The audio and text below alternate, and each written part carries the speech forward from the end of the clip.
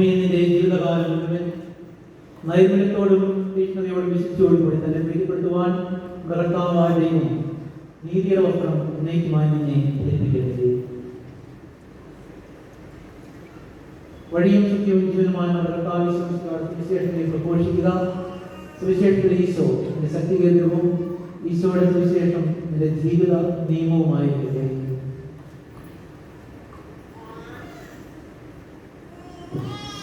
തിരുസഭയിൽ പൗരോഹിത്യ നിർവഹണത്തിനായി മാത്യു ചെന്നംകുളം പിതാവിൻ്റെയും പുത്രൻ്റെയും പരിശുദ്ധാത്മാവിൻ്റെയും നാമത്തിൽ എന്നേക്കുമായി വേണ്ടപ്പെടുകയും വിശദീകരിക്കപ്പെടുകയും പൗത്രീകരിക്കപ്പെടുകയും പരിപൂർണമാക്കപ്പെടുകയും ചെയ്തിരിക്കുന്നു.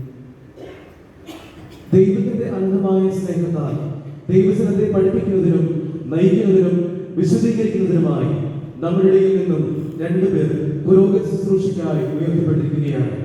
ദൈവത്തിന്റെ അനന്തകാരണത്തിന് സ്തുതിയും കൃതജ്ഞതയും അർപ്പിക്കുകയും ഈ ദാനം സ്വീകരിച്ച വ്യക്തികളിൽ ദൈവാനുഗ്രഹം നിരന്തരമായി വർഷിക്കട്ടെ എന്ന് പ്രാർത്ഥിക്കുകയാണ്. അടുത്തതായി വരുന്ന പ്രാർത്ഥനാ കാലത്തിൽ കർത്താവിനെ ആത്മാർത്ഥമായി വിളിക്കുന്നവർക്ക് അവിടുത്തെ സാമീപ്യം ലഭിക്കും.